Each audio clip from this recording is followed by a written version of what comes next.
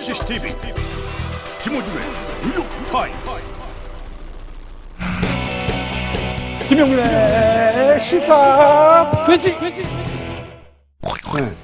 지금까지 이제 부동산 문제라는 게 사실 이 문제로부터 어느 누구도 자유로울 수 없다. 우리 일정 정도 다 책임이 있고 세계관의 문제이기도 하고 가치관의 문제이기도 하고 쭉 말씀하셨는데 그런데 이렇게만 말하고 끝나버리면 사실은 그러면 어떤 정권도 책임을 지지 않아도 되는 논리가 돼버려요. 그런 말씀은 아닌데. 화면 제보를 주는. 예, 그러니까 이제 현상을 보지 말라는 말씀이신데, 근데 어쨌든 정권에게 권력을 준 이상 그 모든 문제를 근본적으로 다 해결할 수는 없어도 지금 현상적으로 나타나는 것들을 정책적으로 대처해야 되는 책임은 분명히 있단 말이죠. 네. 그 차원에서 현 정권이 했었어야 하는데 못한 것들은 구체적으로 또 뭐가 있습니까?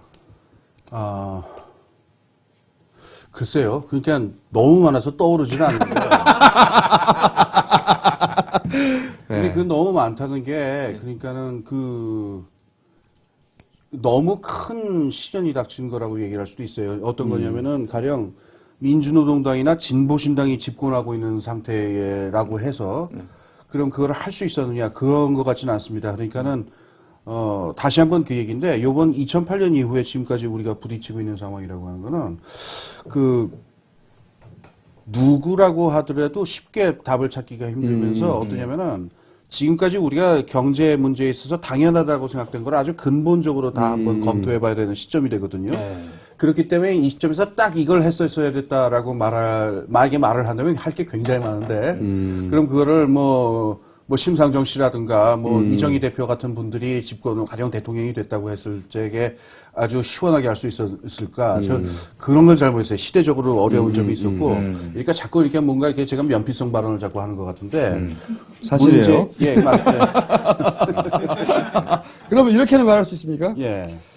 그러니까 이게 어떤 정권이었다 하더라도 이걸 다 예측하고 한 번에 해결할 대책을 내놓는 건 불가능하다.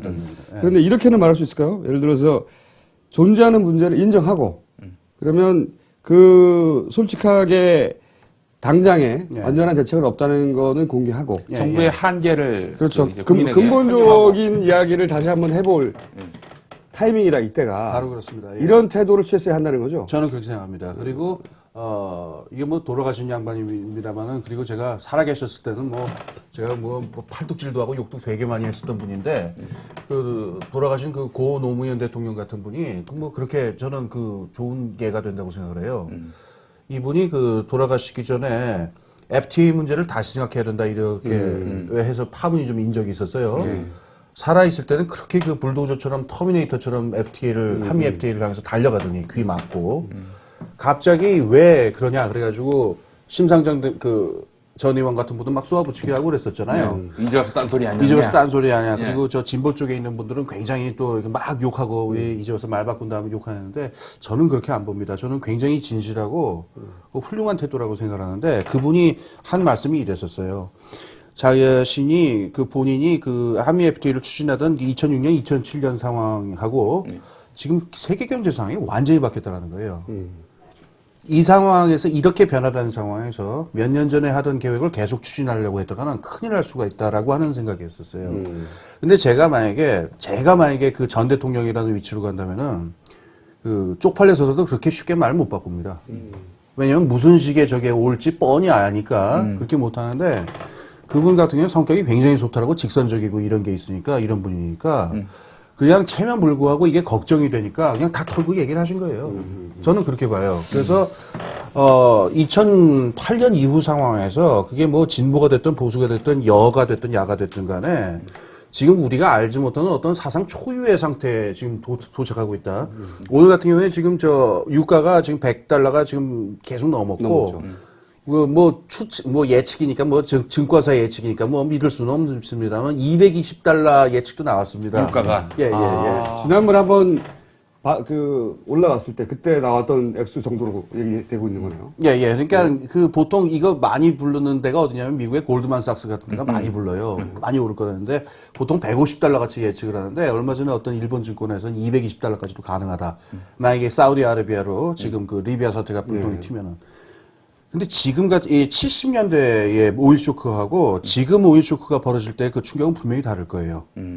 그래서 지금 우리가 경험해보지 못한 상태로 들어갔기 때문에 굉장히 초미의 관심을 가지고 진보건 보수건 지금 상황이 어떠냐를 갖다 솔직하게 털어놓고 얘기를 해야 되는데 이번 정권에 들어왔을 적에 제가 지금 말씀하신 그 문제가 제일 큰 것 같은데요. 원래 그 노무현 정권 때부터 우리나라가 그 전부터 우리나라가 10년, 15년 추진해오던 정책의 노선을 그냥 유지를 한 겁니다. 이걸 어떻게 바꿔야 되느냐, 뭔가를 재검토해봐야 되는 얘기를 너무나 안 하고, 그리고 현실에서는 문제가 터지기 시작하거든요. 제일 먼저 부동산 시장이 침체하기 시작했는데, 이것 조금 있으면 다시 살아난다라고 하는 근거 없는 그 전제를 깔고서 지금 DTI 풀고 LTV 해제하고 지금 이런 식으로 하고 있지 않습니까? 그러니까 지금 아주 심각한 문제는 사방에서 벌어지는데, 이거를 지금 귀를 막고 눈을 막는 겁니다. 그 괴째라고 제가 되게 좋아하는 소설가의 책에 나오는 참 기가 막힌 구절이 하나 있어요. 뭐냐면은 미래는 항상 미래인지 알 수 없도록 변장을 하고 나타난다. 미래가 만약에 벌거벗고 그 친구가 그런 멋진 말을 쓸 줄 알았어. 그래서 그 다음이 더 멋있는데 친해? 괴테의 형이야, 괴테. 미래가 만약에 벌거벗고 나타난다면 모든 사람들은 돌로 변해버릴 것이다. 그런 구절이 있어요. 이게 굉장히 중요한 얘기인 게 미래라고 하는 게 결코 미래의 모습으로 현명하게 드러나지 않습니다. 그래서 우리가 뭐가 미래인가를 갖다가 굉장히 저걸 하고서 봐야 되는데 그 부분에서 지금 문제의 존재 자체를 갖다가 부정하고 있는 거 이거는 저는 이게 제일 큰 문제라고 생각합니다.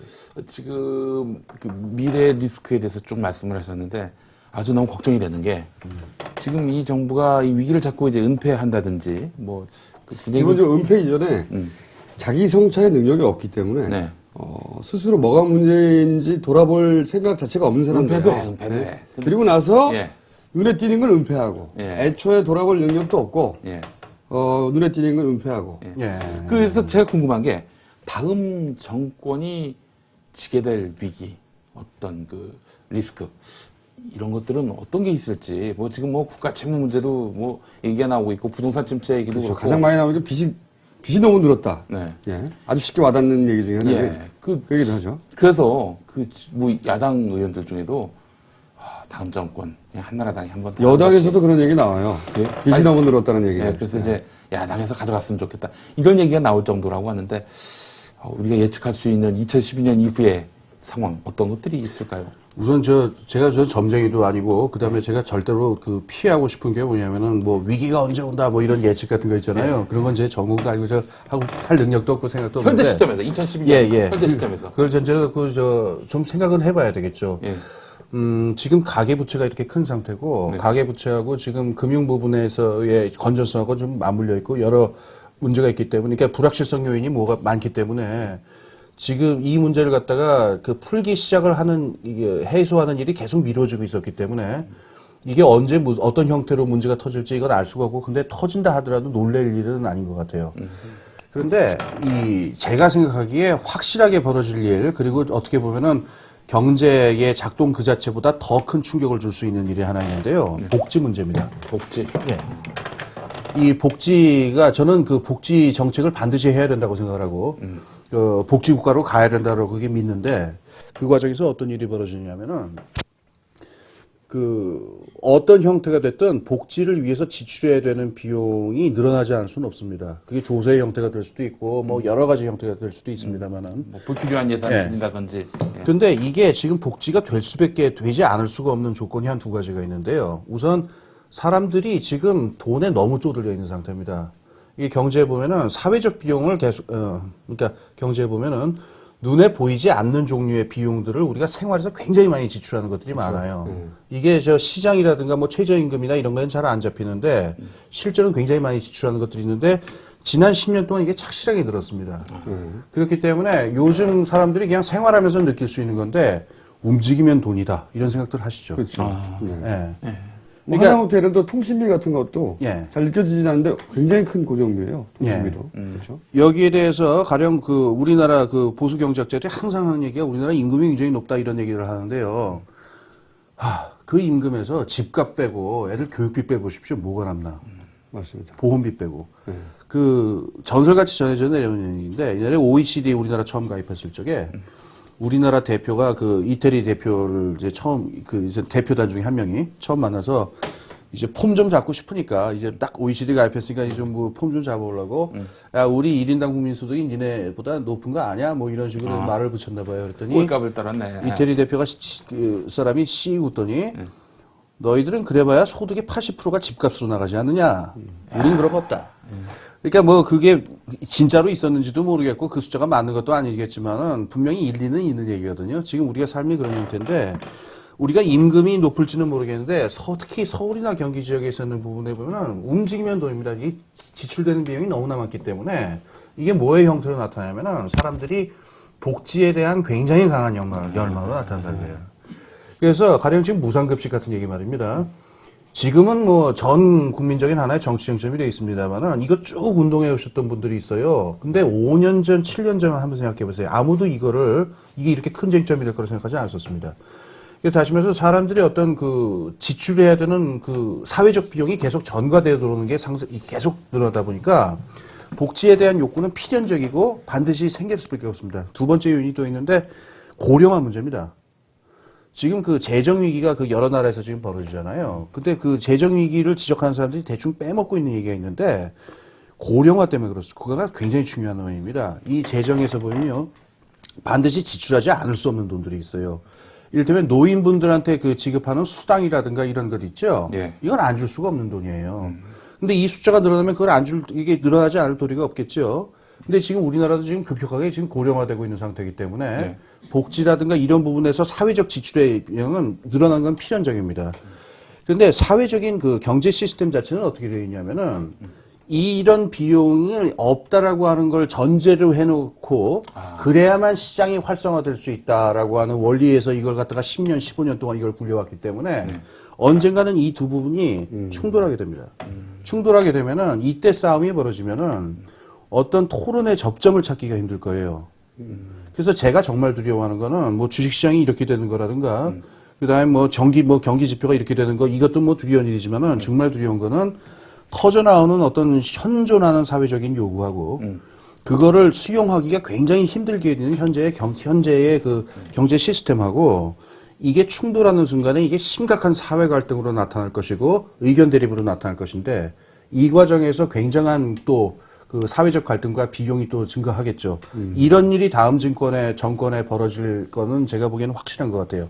그런데 이제 거기에서 그 현재 있는 이명박 정권이 어떤 저게 있냐면은 엊그제 그 민주당의 이용섭 의원이라는 분이 그 말씀을 하시는데 참 저는 와닿은 얘기 했었어요. 이 사회적인 갈등하고 분열을 갖다가 굉장히 믿을 수 없는 사회로 만들어버렸다라는 그런 얘기를 했거든요. 그러니까 지금 이런 어려운 상황에서는 사람들끼리 이렇게 단합하고 마음과 머리를 합해도 지금 이게 될까 말까 하는 상황인데 문제가 지금 전면적이지 않다라고 하는 태도를 유지하면서 사회적인 신뢰라든가 이걸 굉장히 지금 이게 낮게 만든 상태거든요. 정부가 하는 말 아무도 안 믿는 거죠. 지금 그러니까 믿기 힘들게 됐습니다. 엊그제 뭐 국정원 그게 사건 누구 때문일까요?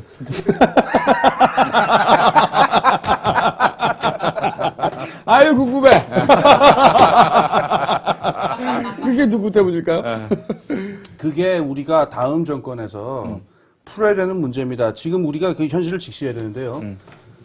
현재 있는 경제 체제, 그 시장주의 경제 체제를 갖다가 급격하게 혁명적으로 바꾸는 일도 그것도 불가능한 일이지만은 현실적으로 존재하는 이 사회적인 복지와 사회 지출에 대한 요구도 인정해야 됩니다. 이게 현실적으로 존재한다는 걸.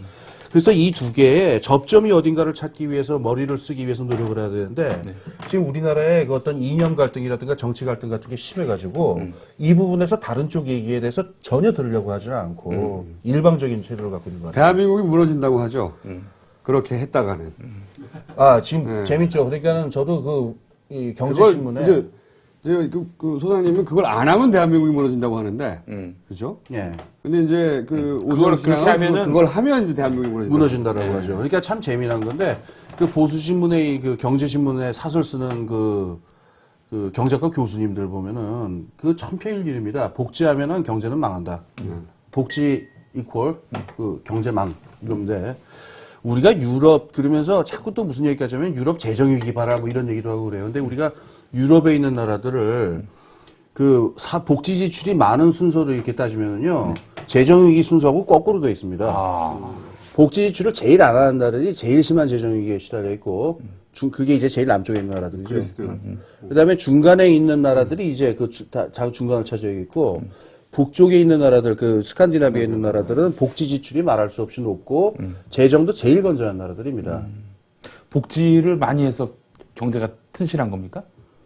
저는 그렇게 말할 수 있다고 믿습니다. 왜냐하면은, 이 복지 문제를 갖다가 지금 아까 말한 보수 경제학자들의 논리 같은 경우에 뭘 놓치고 있냐면요. 아까 제가 사회적 비용이라는 얘기를 했습니다만, 예. 복지를 지출하는 돈이 생산에 기여를 안 하는 게 아닙니다. 예를 들어서, 보육원이나 타가소가 시설이 신통치 않다. 그럼 공장에서 일하고, 공장이나 직장에서 일하는 어머니 같은 경우에는요, 계속 삼각형을 그려야 됩니다. 하루 종일. 삼각형을 한 3번쯤 그려야 될 겁니다.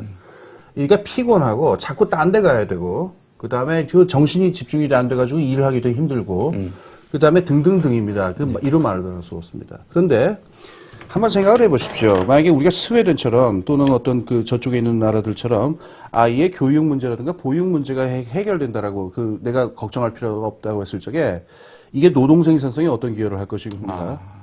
그 다음에 이 어머니가 말입니다. 지금 애를 갖다가 길러야 되는 상황이면은 노동 생산을 기르기 위해서 몇 년 동안 일을 하다가 대학원이든 아니면 전문대학이든 가서 또 새로운 걸 배우면서 자신의 노동자로서의 기량을 늘릴 수가 있잖아요. 상상도 못 합니다. 우리나라 같은 상황에서. 그러면은 여기서 싼 값으로 생활의 문제가 해결이 되고 또 아주 저렴한 값으로 양질의 교육을 받을 수 있는 이런 게 확장이 됐다고 했을 적에 이게 결과적으로는 어떻게 하면 다시 생산에 기여를 하게 되는데요. 그래서 교육이라든가 복지 같은 비용은 누구든 결국은 지급을 해야 되는 돈입니다. 안 그러면 사회가 굴러갈 수가 없어요. 문제는 이거를 국가가 지급할 수도 있고 기업이 지급하는 경우도 있습니다. 그다음에 개인이 지급하는 경우도 있는데 이걸 모조리 개인한테 지금 뒤집어 씌우고 있는 우리나라는 그렇죠. 한 가지 예를 들게요. 그러니까 우리가 대학교 졸업한 다음에 이제 취직을 해서 기업에 들어가면요.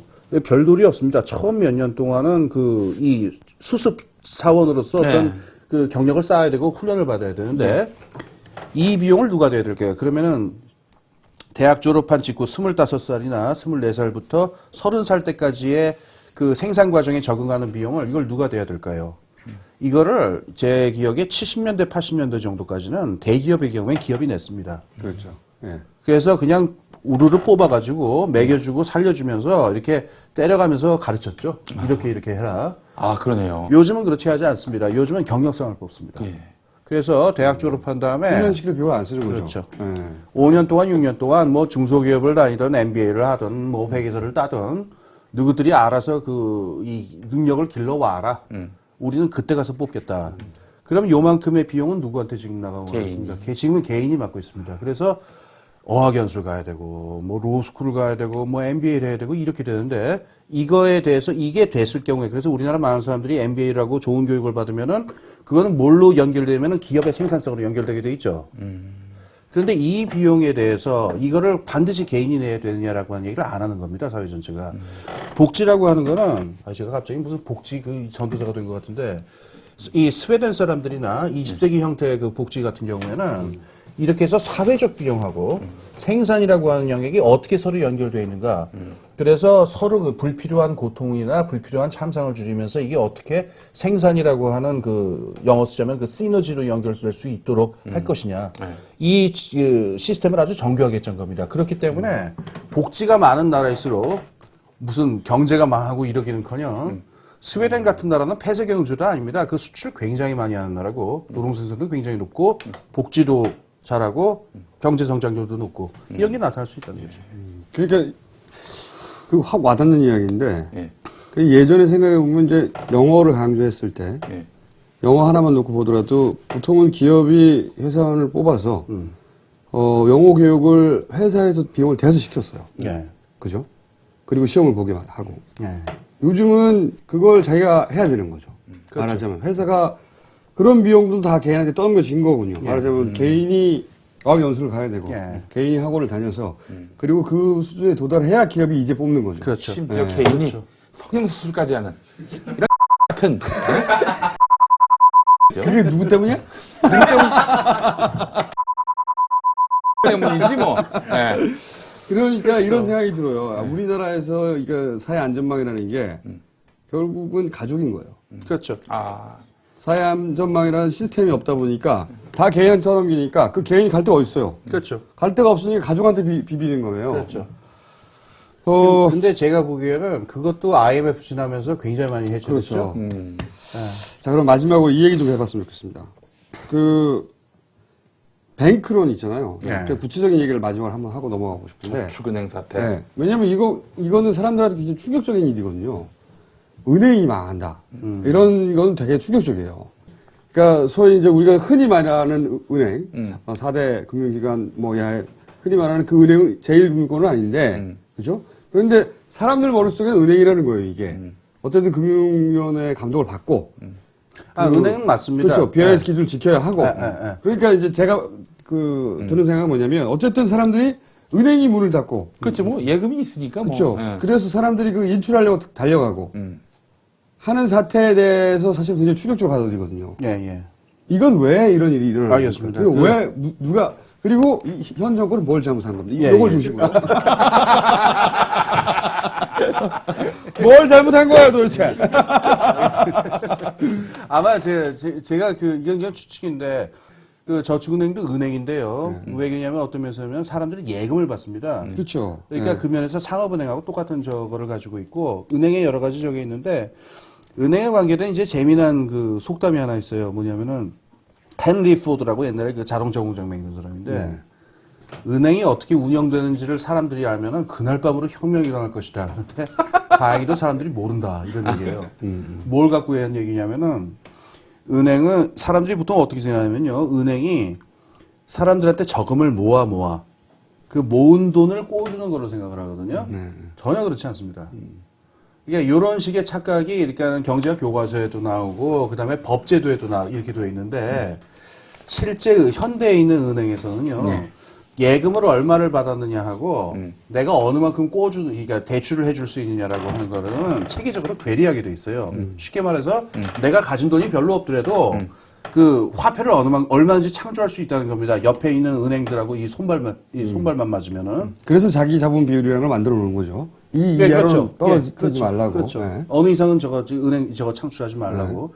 그렇기 때문에 요 헨리 포드가 한 얘기가 그 얘기예요. 그러니까 은행이라고 하는 게 현대에 있는 은행이라는 거 알고 보면 화폐를 만들어서 꿔주는 사람들이기 때문에 저것들이 돈을 있지도 않은 돈을 꾸며내는 놈들이다. 그렇죠. 남의 돈으로 장사하고 네, 그렇죠. 네, 없는 돈을 가지고 있다고 그러니까 상정하고. 요거를 알면은 혁명이 날 거다 막 이렇게 얘기를 한 건데 이게 슈페터 같은 사람도 이걸 지적을 했어요. 이게 맞는 그 정확한 얘기입니다. 제가 보기에도. 누구요? 있습니다. 과학벨트 옆에 슈벨트라고. 아는 친구가 싶어가지고 내가 아이고. 여기 이제 뱅크런이라고 하는 사태, 이렇게 은행쇠도 은행 예금 인출 사태라고 하는 게 이제 왜 벌어지냐면은 보통 사람들이 이걸 다 알고 있거든요. 우리가 그래서 어떻게 되냐면은 은행에 예금된 돈이 요만큼이지만은 대출해준 돈은 이만큼이기 때문에 만약에 그리고 대출을 하려다 보니까 이 예금을 받아도 이 돈을 항상 갖고 있는 게 아니겠죠. 그렇죠. 네. 이 돈의 대부분 한 90%는 이쪽으로 지금 대출해 준 상태니까 예금한 이 사람들이 한꺼번에 이걸 찾으러 오면은 안 망할 은행은 없다. 그렇죠. 그건 맞죠. 너무 당연한 네. 얘기죠. 네. 우리 다 알고 있습니다. 은행 꾼 사람, 돈 꾼 사람들, 돈 예금한 사람들 다 알고 있는데 한꺼번에 찾으러 가는 일은 없으니까. 그렇죠. 그러니까 은행이 안전하다 이런 생각하는 거잖아요. 근데 이제 은행 쇄도라고 하는 게 이제 이번에는 한꺼번에 가는 일이 발생했단 말이죠. 발생하게 되는 거죠. 네. 그 이유가 뭐냐면은 그 책임이 누가 있느냐? 그걸 좀 말씀을 드릴게요. 이 우르르 몰려갈 때는 왜 몰려가느냐면은 아무것도 믿을 수 없다. 그렇죠. 아무것도 믿을 수 없는 상태고 조금 원하는 얘기 나오는 것 같은데. 더 중요한 게 있습니다. 여기서 이게 제일 중요한데 아무것도 믿을 수 없다고 모두 다 그렇게 생각하고 있다라고 생각하는 게 중요해요. 자기가 믿을 수 없다라고 하는 게 아니라 설령 나는 믿음이 간다. 나는 그 은행이 안 망할 거다라는 믿음이 있다 하더라도 딴 사람들이 그 은행이 망할 거다라고 생각하면은 그렇죠. 자기도 실제로 가야 망하게 되니까 그렇죠. 그 자기도 가야 되죠. 그렇죠. 자기는 안 망한다고 믿고 있었는데 예. 다른 사람들이 다 망한다고 믿으면 예. 내 돈도 빼야 되죠. 그렇죠. 당연히. 이게 뭐랑 똑같으냐면 우리가 그 옛날에 중고등학교 때 되다 보면은 뭐 줄 서 있으면 무조건 일단 쓰고 보죠. 그거랑 똑같습니다. 군대가 그래요. 예, 군대가 그렇죠. 무슨 줄인지 모르면 서요 일단. 그러니까 이 불신이나 불확실성이 사방에 퍼져 있다라고 하는 걸 감지하는 순간이 위기가 시작되는 순간이거든요. 그러니까 이걸 막기 위해서 해온 전혀 그 아주 고전적인 매뉴얼이 있는데 19세기 때 영국부터 이럴 땐 무조건 정부가 나섭니다. 무조건 정부. 왜냐하면은 금융 상황 이 상황에서 확실한 믿음을 줄 수 있는 단체는 국가밖에 없잖아요. 유리하죠. 유리하죠. 그래서 국가가 나서서 어떻게 하느냐면은 망할 것 같은 은행이 있으면은 내가 무제한으로 꿔준다. 그러니까 걱정들 하지 말고 집으로들 가라. 이렇게 합니다. 저건 있습니다. 이제 그 꿔주니까 그 이자율은 높게 매깁니다. 이제 벌금의 성격으로. 근데 어쨌든 부실한 은행이 있다 하더라도 그 예금 인출 사태 때문에 망하는 일은 없도록 우리가 무제한으로 꿔줄 것이다. 라고 하는 겁니다. 그래서 금융위원회 같은 데가 있는 거죠. 예. 네. 그 다음에 이게 그 19세기부터 해가지고 20세기, 21세기까지도 계속이 되고 있는데요. 그 2009년 초에 그 미국의 은행들 있잖아요. 그 경제위기 직후인데. 네. 이 은행들 중에 아주 냉정하게 그 실사 조사를 해보면은 살아난 은행이 거의 없었다라는 소문이 지금 2년째 거의 확실한 것 같아요. 리만 브라더스 말고도요. 미국의 그러니까 대형 은행을 보통 20개 정도를 얘기를 하는데 20개 중에 19개 어쩌면 20개 전부 다 살아난 은행이 없었을 것이다. 미국이 망했겠노. 그렇죠. 진짜로. 그래서 미국 정부가 어떻게 했냐면은 참 묘한 일을 했는데 스트레스 테스트라는 걸 했어요. 우리가 나서서 이 은행들이 망할지 어떨지 상태가 어떨지 우리가 냉정하게 한번 조사를 해보겠다고 해서 스트레스 테스트라는 걸 했는데 일종의 쇼에 가까웠다고 저는 생각해요. 사람들 안심시키기 위해 예. 거꾸로. 그래서 우리가 진짜로 키겠다라고 해서 들어가서 어떻게 했냐면은 진짜로 엄하게 따졌느냐 그건 아닌데 하여튼 끝났는데 다 통과했습니다. 20개 은행이. 그러니까 사람들이 불안해하니 예. 정부가 직접 나서서 그러면 정말 망할 건지 아닐지를 우리가 검증해 줄게 해놓고 사실은 거꾸로 사람들을 안심시키는 그렇죠. 거군요. 예. 사실은 그 잘 꾸며진 하나의 드라마인데, 뭐 전 잘한 그 정책이라고 그렇죠, 생각을 해요. 그렇죠. 그 면에서 보자면은. 근데 어떻게 우리 금융당국은 뭐 거꾸로 한 거 이번에 같아요. 대출을 네. 안 하겠다 해놓고 또 하고. 그러니까 그게 제가 지적하려는 점이에요. 아. 그러니까 요번에 그 뱅크런 그 은행이 몇 개 영업 정지되는 이 사태를 보면은 그 왜 악보에 보면 크레센도라고 있잖아요. 예. 점점 커진다. 그러니까 처음에 사마은행이 저 영업 정지를 받은 다음에 그러니까 1월에. 원래 영업 정지를 해야 될 필요도 있죠. 네. 그럴 때는 어떻게 되냐면은 이 썩은 상처를 도려내듯이 준비를 딱 하고 매수 딱 갖다 놓고 급할 경우에 어디에 그 자금 지원하고 등등 준비해놓고 저게 한 번에 도려내야 되는데 하나 도려내고 나서 하나 정지하고서 아 이거 더 이상 없다. 라고 얘기를 했습니다. 이렇게 정부에서는 그건 잘못 전달된 거고, 우리 그렇게 말한 건 아니다라고 그러는데, 어쨌든 일반 사람들은 이걸로 끝이다라는 식으로 많이 받아들였었어요. 그리고 나서 한 달 정도 있었는데, 상반기엔 없다고 그러는데, 2달 지나니까 갑자기 2개가 영업정지를 받았는데, 그 다음 대목이 이제 더 재미난 점인데, 이틀인가 있다가 4개가 추가로 영업정지를 당했죠. 그렇죠. 그러니까 이게 그래프를 그려보면 이 크레센도 곡선을. 점점 못 믿는 거죠, 점점. 네. 그러니까 이게 정부가 지금 사람들이 불안해할 적에 그 불안을 잠식시키기 위해서 행동을 해야 되는 정부가 지금 은행의 영업정지라고 하는 걸 크레센도 형태로 지금 이걸 했으니까. 이 정부의 책임자가 누구죠, 지금? 전 모르겠어요. 누구 선에서 그 결정이 내려졌는지 그런 것도 잘 모르겠는데 최소한 두 번째 경우에 이렇게 이틀 간격을 두고 2개, 4개로 하는 일은 하지 말았었어야 됐다고 저는 그래서 생각해요. 말도 안 되는 거죠. 예. 만약에 추가로 한다 그러면은 한 번에 하루에 저걸 하든가 아니면은 그렇게 하지 말든가 이렇게 해야 되는데 어찌됐든 간에 요번 사태 때 그 정부가 했었던 그 일은 우리가 19세기나 20세기 이렇게 오래 내려오는 그 오래된 관행이나 이걸 보면 거의 완벽하게 거꾸로 했던 걸로 저는 봅니다. 저희 이명박 대통령이 집권한 이후 사실 많은 사안들에 대처한 기본 방식이라고 봐요. 왜냐하면 일단 기본적으로 축소합니다. 이명박 정부는. 일단 축소를 한 다음에 자기가 책임을 안 지는 방법을 찾아요. 어떻게든 그 현장과 현재를 넘어가려고 합니다. 나중에 골마서 터지거든요. 근데 이게 그런 전형적인 대처죠, 이게. 하나로 어떻게 하려고 하다가 도저히 안 막아지니까. 동의 안 하셔도 돼요. 아니, 이거 어쩌면 동의를 하는 건지 안 하는 건지 모르겠는데, 근데, 그, 가끔 되면 요즘은 이게 내가 잘못 알고 있는 건가 하는 생각도 들어요. 돌아서야 설명이시네. 본인은 안전하게. 그걸 MB가 더 싫어해. 제일 싫어해, 그거는. 차라리 직선적으로 욕하는 게 좋지. 우리는 안 건들자. 직접적으로 욕하니까. 우린 첫 방송부터 이명박이 싫어요. 그러니까 안 건들잖아. 괜히 돌아가는 사람들 다 잘려요. 예. 그런가요? 예. 아, 그러니까 어쨌든 이명박 대통령이 잘못했다는 얘기군요. 네. 오늘의 결론입니다. 그게. 근본적인 얘기도 했는데, 네. 그럼 이제 마지막으로, 그러니까 사실은 오늘 하신 주 이야기는 저희가 이제 기대한 것은 이명박 대통령을 갈기갈기 욕해주길 원했으나, 네.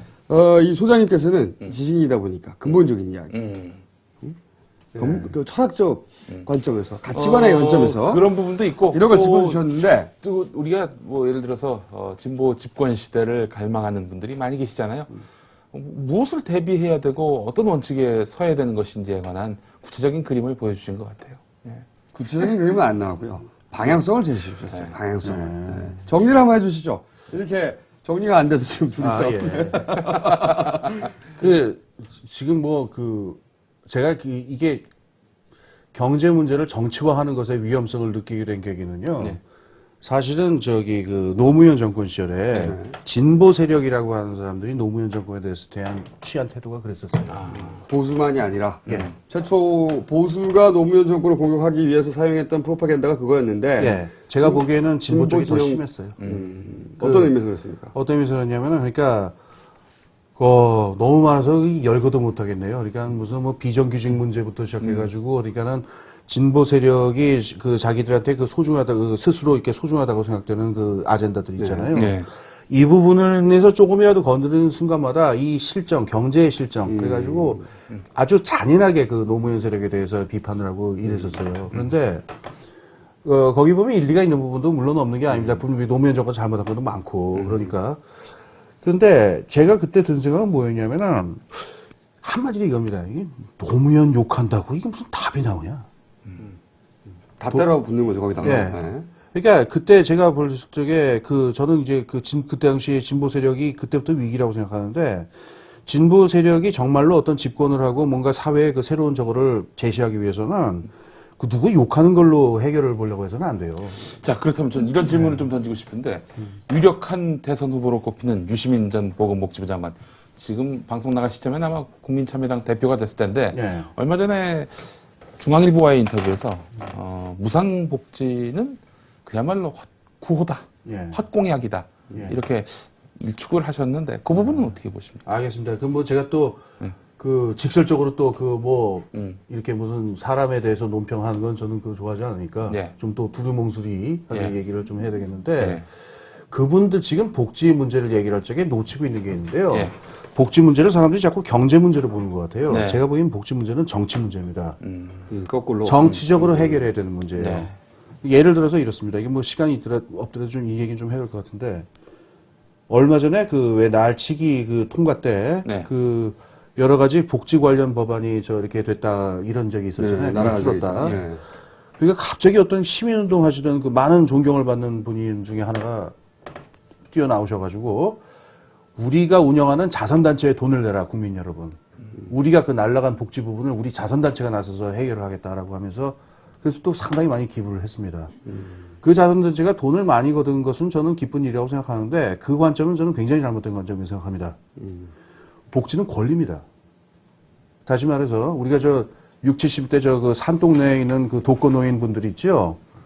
우리 산업화 시대에 산업을 건설한 주역들입니다, 그분들이. 그래서 우리가 이분들한테 뭘 해드려야 되는 거는 무슨 없는 사람들한테 시혜를 베푼다든가 자선을 한다든가 기부를 한다든가 이런 게 아니라 대한민국이라는 정치경제 공동체의 일원으로서 그분들이 당연히 요구할 수 있는 거다라는 거예요. 제가 보기에는 이게 복지국가의 철학입니다. 그래서, 그래서 무상급식이라는 문제를 어떻게 접근할 것이냐 하는 건데 어떤 분들은 돈 있는 사람들이 돈 없는 집 애들이 밥 못 먹으니까 좀 주자. 이렇게 접근하는 그게 이제 분들도 보수 있어요. 정권의 시각이죠. 그렇게 생각할 수도 있는데 복지라고 하는 문제를 복지 국가로서 얘기를 하고 보편적 복지의 어떤 철학을 얘기를 하려면은 이건 경제 문제가 아니고 우리 대한민국이라는 정치 경제 공동체에서는 학교를 다니는 아이들이면 누구든지 배골집 말아야 된다. 이거는 아이들의 권리다라고 얘기하는 거예요. 그게 국가의 의무고. 그렇죠. 그렇게 되면은 자선이냐 시혜냐 이 쌍으로 보는 것하고 의무냐 권리냐 이 쌍으로 보는 것하고는 얘기가 굉장히 다르게 되는데요. 이 부분에서는 어떠냐면은 제가 경제학 공부하는 사람이긴 합니다만은 정치가 경제보다 우월합니다. 정치적으로 우리 공동체가 아이들에게 밥을 줄 것이냐 말 것이냐의 문제를 결정을 한다면은 그것에 맞는 경제 시스템을 짜고 그것에 맞도록 자금의 흐름을 짜도록 하는 것이 그게 맞는 순서란 얘기예요. 근데 지금은 어떤 식으로, 근데 물론 이게 있습니다. 이게 할 거냐 말 거냐를 고려할 적에 모든 사람들에게 뭐 1,000만 원씩 나눠주자 이렇게 현실적으로 불가능한 걸 갖다가 결의하는 거는 물론 철퇴를 맞아야 되겠죠. 황경영 총재님을 정면으로 지금 그 응사를 하셨어요. 그런데 지금 같이 무상복지 얘기를 나왔을 적에 네. 그러니까 무상복지라고 하는 것을 지금 사람들이 얘기하고 있는 맥락은 어떤 거냐면은 우리가 여기서 이렇게 열심히 일하고 대한민국이라는 나라 안에서 이 땅에 발붙이고 이렇게 열심히 하루하루 살아가는 사람들인데 왜 이 정도의 것까지 고민을 해야 되느냐라고 하는 정치 공동체의 일원으로서의 요구라고 하는 거예요. 근데 여기에 대해서 자꾸 돈 계산만 들이대는 거 있지 않습니까? 이건 아니라고 하는 겁니다. 여기에서 그러면은 돈 계산을 하더라도 이 요구에 어디까지가 어떤 식으로 가능할 것인가라고 하는 식으로 얘기를 풀어야지 그 요구 자체가 틀린 거다라고 얘기를 하게 되면은 그걸 요구하는 그럼 정치 공동체의 시민들이 그럼 바보란 얘기입니까? 복지가 결국 철학의 문제라고 저는 정치 철학의 문제라고 생각합니다. 철학의 문제라고 네. 말씀하시는 건데 현 정권은 그런 철학 자체를 하고 능력이 없어요. 저도 그렇게 생각합니다. 그러니까 뭐 사고 능력이 왜 없겠습니까? 사람들이 뭐 멀쩡한 다 똑똑한 분들일 텐데 왜 사고 능력이 없겠어요? 그런데 대통령에게 없어요, 그게. 구체적으로. 네. 이 사람을 너무 비판적으로 너무 보시는 거 아니에요? 있는 그대로 보는 거죠. 왜 이렇게 되셨어요, 우리? 황 소장님. 아니 이런 문제겠죠. 지금 그렇게 얘기를 하게 돼서 좌파 저 사람들은 우파니까는 이건 얘기할 능력이 안 된다. 저 사람들은 좌파니까 얘기할 능력이 안 된다 그러면은 그게 아니고요. 이명박 대통령이 그게 없는 거예요. 우파라서 그런 게 아니라. 근데 자기를 보면은 싸우는 것밖에 할 일이 없어요. 싸우고 미워하고 욕하는 것밖에 할 일이 없는데 이명박 대통령에게는 그거밖에 없어요. 제가 드린 말씀이 경제 문제는요. 이건 제가 보기에는 이데올로기나 정치 대립에 휘말리지 말아야 될 가장 중요한 문제라고 생각하는데요. 경제 문제가 되면 내일 아침에 우리 집 애가 먹을 우유가 배달이 되냐 안 되냐의 문제입니다. 이게 사흘만 안 되더라도 이거는 저런 문제가 아닌 것 같은데. 그래서 제가 드리고자 하는 말씀은 뭐냐면은 이 복지 문제를 갖다가 얘기를 할 때마다 그 옛날의 프레임이 자꾸 또 나온다는 겁니다. 정권 쪽에서 얘기하는 게. 네. 그 철학의 문제라는 얘기죠. 예, 그러니까는 이 생각을 우리가 좀 전진시켜서 이걸 경제 문제가 아니라 정치 철학의 문제로 좀 봐야 되지 않겠나. 오늘 굉장히 많은 얘기를 들으셨는데 이 나오신 분들의 네. 질문이 있다면 질문이나 또 의견. 예. 질문이나 의견이나 예. 혹은 공격 등등 있다면 한번 들어보고 예. 없다면 저희가 마무리하는 시간이 됐거든요. 네. 이제 직접 와서 들으니까 되게 솔직히 좀 복잡한 느낌이 많이 들거든요. 오늘은 굉장히 복잡했어요. 평소에 이렇게 안 하거든요. 특히 저는 이렇게 계속 말씀을 들으면서 계속 의문이 됐던 게 그럼 어떻게 해야 되는 거지? 라는 생각이 계속 들었는데 그러니까 저 혼자 생각해 보기로는 이렇게 말씀을 들어보면은 이 경제적인 문제가 심리학적인 측면도 있는 것 같고 그리고 여러 가지 이렇게 복합된 이게 하나의 덩어리로 돼 있다고 말씀하셔가지고 우리가 이제 본격적으로 본론적으로 이 문제를 해결을 하려면은 무엇부터 시작을 해야 되는가라는 거에 대한 그리고 또 다른 분, 한 번에 다 하죠. 복지는 철학이라고 하신 말씀이 좀 상당히 인상 깊었고요. 그 반대급부로 복지는 마음으로 한다는 어떤 분이 생각이 나가지고 상당히 좀 마음속에 좀 울림이 있었던 이야기 아니었나라는 생각을 합니다. 논평을 해주시고. 이게 뭐 답이 될지는 모르겠어요. 그런데 오늘 그러니까 얘기가 혼란스럽게 전달이 됐다고 하면은 제가 뭐 이렇게 쭉 강연을 했다기보다도 자꾸 이렇게 요번 정권하고 관련된 얘기를 이렇게 논평을 하다 보니까 그렇게 된 것 같은데요. 제가 아까 초두에 지금 우리가 봐야 되는 문제는 이런 정권, 저런 정권, 뭐 노무현 정권, 김대중 정권, 이명박 정권 이런 차원의 문제가 아니라 좀 더 근본에 있다고 하지 않습니까? 그게 저는 어떻게 생각을 하냐면은 우리가 여기 살아가는 4천만의 사람들이 개인의 삶도 그렇고 우리 나라 전체의 집단의 삶도 그렇고 자꾸 돈벌이 경제라고 하는 차원에서만 자꾸 모든 문제를 해결을 하는 것 같아요. 아까 제가 그 모든 걸 다 자산 가격으로 바꿔서 만든다 뭐 이런 말씀드렸는데 그게 다 돈벌이 경제란 건 돈벌이를 위해서 존재하는 거다라고 하는 그 시각에서 나온 그 얘기란 말입니다. 그런데 여기서 저희가 앞으로 그러면 우리가 어떻게 해야 되느냐, 개인의 삶을 어떻게 그러면 경제 문제에 있어서 개인의 삶을 어떻게 할 것이냐 또는 집단의 차원에서도 어떻게 할 것이냐, 출발점은 저는 살림살이 경제다라고 하는 그 오래된 말이 출발점일 거라고 생각을 해요. 경제에는 돈벌이 경제만 있는 건 아닙니다. 물론 돈을 벌어서 해결해야 할 수밖에 없는 문제들도 있습니다만은 가령 우리가 늙는다든가 애를 낳아서 기른다든가 학교를 다닌다든가 또 사람들 결혼을 한다든가 하는 문제들은 그 배우자의 자산 가치만 따져가지고서 결혼 상대를 고를 수는 없는 일이에요. 이러면 이 부분은 분명히 살림살이라고 하는 어떤 관점에서 경제 생활을 풀어야 되는 면도 있거든요. 개인도 있고 나라도 나라 면에서도 그렇습니다. 그런데 지난 10년간, 20년간의 추세 속에서 가장 부당하게 이 무시되어 온 원리가 이 살림살이 경제의 원리인 것 같아요. 그래서 지금 뭐 4대강 문제도 그렇고 오늘 뭐 얘기를 뭐 전월세 문제도 그렇고 이걸 우리가 자산이나 돈벌이 관점에서 볼 게 아니라 이걸 가지고 실제로 살아가는 그 사람들의 살림살이다라고 하는 관점에서 문제를 보기 시작하면은 다른 길이 나올 거라고 생각을 하는데 저는 뭐 앞으로 뭐 정권이 뭐 바뀌고 또 진보 정권이 들어서든 뭐 민주당이 들어서든 어느 당이 들어서든 간에 이 살림살이 경제라고 하는 방향으로 경제 방향을 틀어 나가는 게 현재 지금 세계 경제 위기가 터진 이후에 지난 한 30년 동안 지구적으로 있었던 그 신자유주의라고 하는 그 시장주의라고 하는 그 경제 조직 원리가 근본적으로 많이 도전을 받고 있습니다.